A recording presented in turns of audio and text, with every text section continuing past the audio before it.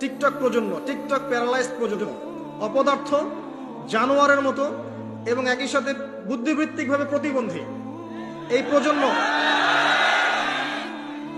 এই প্রজন্মকে দিয়ে আপনি আশা করছেন ইসলামের পতাকা নিয়ে তারা সামনে যাবে? আল্লাহ পাক সূরা আরাফের 179 নম্বর আয়াতে বলেছেন, ওয়ালাকাদ যারানা লিজাহান্নামা কাসীরাম মিনাল জিন্নি ওয়াল ইনস, প্রচুর জিন আর মানুষকে দিয়ে আমি জাহান্নাম পূর্ণ করব। খুশি হচ্ছেন? প্রচুর জিন আর মানুষকে দিয়ে আমি জাহান্নাম পূর্ণ করব। কি অপরাধ ছিল? লাহুম কুলুবুন লা ইয়াফকাহুনা বিহা, কলব দিয়েছিলাম উপলব্ধি করতো না। ওয়ালাহুম আযানুন লা ইয়াসমাউনা বিহা, কান দিয়েছিলাম শুনতো না। ওয়ালাহুম আ'য়ুনুন লা ইউবসিরুনা বিহা, চোখ দিয়েছিলাম দেখতো না। উলাইকা কাল আনআম, উলাইকা কাল আনআম, উলাইকা কাল আনআম, এরা হচ্ছে গবাদি পশুর মতো। দে আর জাস্ট লাইক ক্যাটলস, গবাদি পশুর মতো। বাল হুম আদাল, বরং তার চাইতেও এরা নিকৃষ্ট। ওয়া উলাইকা হুমুল গাফিলুন, এরা হচ্ছে গাফিল সম্প্রদায়। নিজেকে এমনই মনে হয়। হৃদয় দিয়েছেন আল্লাহ পাক, হয়তো বুঝতে পারছি না। আল্লাহ পাক কান দিয়েছেন, শুনি না। চোখ দিয়েছেন আল্লাহ পাক, দেখি না। কোন চোখ? বাইরের চোখ তো আবু জেহেলেরও ছিল না? তা আবু জেহেল দেখতে পারলো না কেন? সত্য কোনটা? তার কোন চোখ অন্ধ ছিল? হৃদয়ের চোখ। আলী রাদিয়াল্লাহু আনহু আর আবু জেহেল, দুইজনকে আপনি চোখের ডাক্তারের কাছে পাঠান, চোখ টেস্ট করান, দেখবেন দুজনের বাইরের চোখ মাশাআল্লাহ 6 পারফেক্ট চোখ। এখন আবু জেহেলের কোন চোখটা অন্ধ, যে কারণে সে আলী রাদিয়াল্লাহু আনহুর মতো সত্যকে চিনতে পারলো না? উত্তর দেন। হৃদয়ের চোখ। আল্লাহ পাক এই চোখের কথা বলেছেন, ওয়ালাহুম আ'য়ুনুন লা ইউবসিরুনা বিহা, চোখ দিয়েছিলাম দেখে নাই। তারা গবাদি পশুর মতো, বরং তার চাইতেও নিকৃষ্ট। 5 বার আজানের ডাক হচ্ছে হাইয়া আলাস সালাহ, এক ওয়াক্ত নামাজ জামাতের সাথে পড়বে না। আপনি কি একে গবাদি পশুর চেয়ে বেশি মনে করেন? নিসাব পরিমাণ সম্পদ হয়েছে বছরের পর বছর, একদিনও যাকাত দেয় নাই, আপনি কি তাকে পশুর চেয়ে বেশি মনে করেন? সুযোগ পেলেই সুদ খাবে, ঘুষ খাবে, দুর্নীতি করবে, জিনা করবে, ব্যভিচার করবে, আপনি কি তাকে মনে করেন সে পশুর চেয়ে বেটার?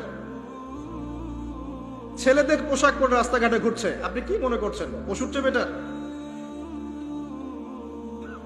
জুয়া, ক্যাসিনো, মাদকের মধ্যে ডুবে আছে টিকটক প্রজন্ম, টিকটক প্যারালাইজড প্রজন্ম, অপদার্থ, জানোয়ারের মতো এবং একই সাথে বুদ্ধিবৃত্তিকভাবে প্রতিবন্ধী।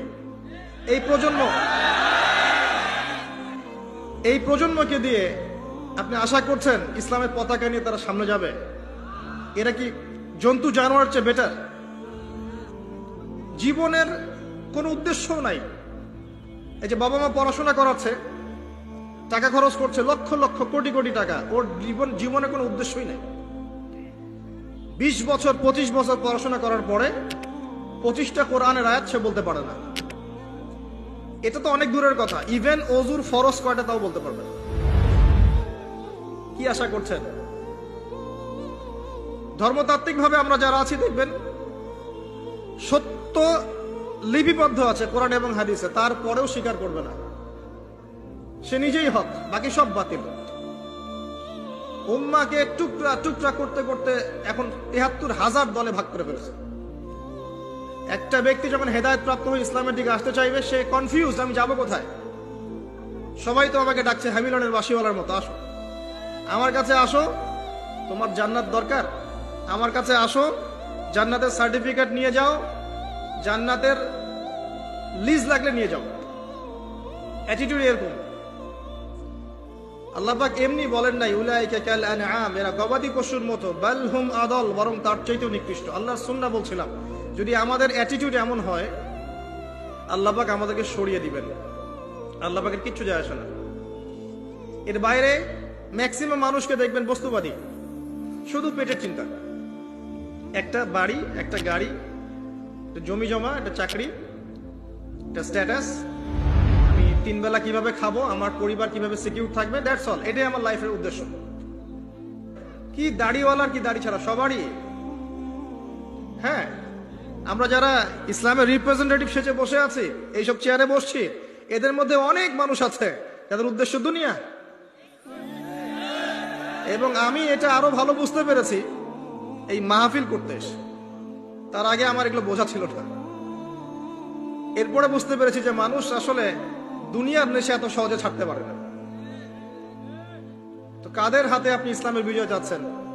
আল্লাহু আ'লাম। আমাদের দ্বারা যদি না হয় আল্লাহ পাক সরিয়ে দিবেন। কেমন করে সরাবেন?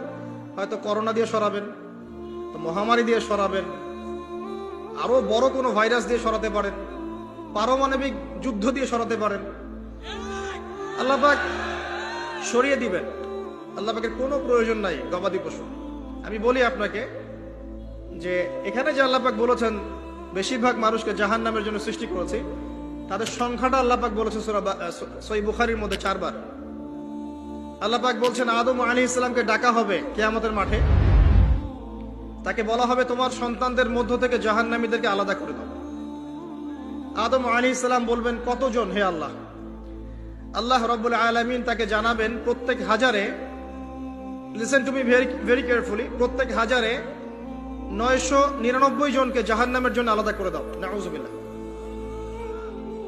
এটা রাসূল সাল্লাল্লাহু আলাইহি ওয়াসাল্লামের সেই হাদিসের সাথে মিলে যায় যে আমার উম্মাহ 73 দলে ভাগ হয়ে যাবে, যার মধ্যে একটা মাত্র দল জান্নাতে যাবে। মা আনা আলাইহি ওয়া আসহাবি, আমি যার উপরে আছি, আমার সাহাবীরা যার উপরে আছে। আর যারা দলে দলে বিভক্ত হয়েছে তারা সবাই এই হাদিসটা দিয়েই বিভক্ত হয়েছে। কি বুঝলেন? জান্নাতের লিজ লাগলে নিয়ে যাও, আমার কাছে জান্নাতের ডিলারশিপ আছে। ভাবখানে এরকম। কোন কোন ক্ষেত্রে আমরা আবার মানুষকে সহি করতে করতে করতে সহি ভুল পথেও নিয়ে গেছে। এখানেও সমস্যা আছে, চতুর্দিক থেকে সমস্যা। আপনার ধর্মতাত্ত্বিক দৃষ্টিভঙ্গি দেখেন, পরিবারকে দেখেন, সমাজকে দেখেন, বিশ্বকে দেখেন, প্রতিটা সেক্টরে আপনি দেখবেন অর্থনীতি। ফিতনাময় পরিবেশে আপনি বাস করছেন। এখানে বসে যদি তৃপ্তির ঢেকুর তোলেন যে আমার সব ঠিক আছে, ইনশাল্লাহ আমি মরলেই জান্নাতের সার্টিফিকেট পেয়ে যাব, আমি বিনয়ের সাথে বলবো যে এটা ভুল হচ্ছে। এই চিন্তাটা ভুল হচ্ছে। কিছু প্র্যাকটিক্যাল কাজ আগে করা দরকার ছিল, আমাদের দরকার। তার মধ্যে প্রথমটা হচ্ছে জ্ঞান অর্জন করা। মুসলিম যুবকদের এখন প্রথম কাজ জ্ঞান অর্জন করা। বড় বড় চিন্তা পরে, আগে জ্ঞান অর্জন করেন। ইকরা বিসমি রাব্বিকাল্লাযী খালাক, এই আয়াতের উপর আমল করেন। কি জ্ঞান অর্জন করবেন? যারা মাদ্রাসা লাইনে পড়ছেন পড়তে থাকেন, যারা জেনারেল লাইনে পড়ছেন পড়তে থাকেন। উভয় দিকের যে মেরুকরণ আছে এটাকে আপনাকে হারমোনিয়াসলি কানেক্ট করতে হবে। যেমন কিছু সাবজেক্ট আপনাকে পড়তে হবে, আপনি মাদ্রাসা লাইনেই পড়েন আর জেনারেল লাইনেই পড়েন। প্রথম সাবজেক্ট হচ্ছে আল কোরআন, এর উপরে কোনো জ্ঞান নাই। আল কোরআন, আল কোরআনের মধ্যে আবার কিছু কাজ আছে। আল কোরআনের প্রথমত তেলাওয়াত শিখতে হবে এবং নিয়মিত তেলাওয়াত করতে হবে। আপনি যদি আল কোরআনের নিয়মিত তেলাওয়াত করেন, আপনাকে কেউ বাধা দিবে? আমরা অনেক সময় আঙ্গুল তুলে রাখি উপরের দিকে, কিন্তু যে কাজগুলো আমরা করতে পারি সেগুলোই করি না। আপনি কোরআন চর্চা করেন, কেউ বাধা দিবে? প্রথম সাবজেক্ট আপনার কোরআন, এর তিলাওয়াত। এরপরে হচ্ছে অ্যারাবিক ল্যাঙ্গুয়েজ। অ্যারাবিক ল্যাঙ্গুয়েজের মধ্যে নাহু সরফ শিখতে হবে। মাদ্রাসার যে ক্লাসিক্যাল বইগুলো আছে সরফের এবং নাহুর, এসো আরবি শিখি, আবু তাহের মেজবা শাইখের যে কোর্সগুলো আছে, বরেন ওলামায়ে কেরাম যারা আছেন কওমি মাদ্রাসার এবং যারা অ্যারাবিক সেকশনে খেদমত করছেন, এদের কাছে গিয়ে পড়ে থাকেন। পড়ে থেকে অ্যারাবিকটা শেখেন। অ্যারাবিক শিখলে আপনি কোরআনের অর্থটা বুঝতে পারবেন। আর কোরআনের অর্থ না বুঝলে আল্লাহর নূর আপনার কলবে আসবে না।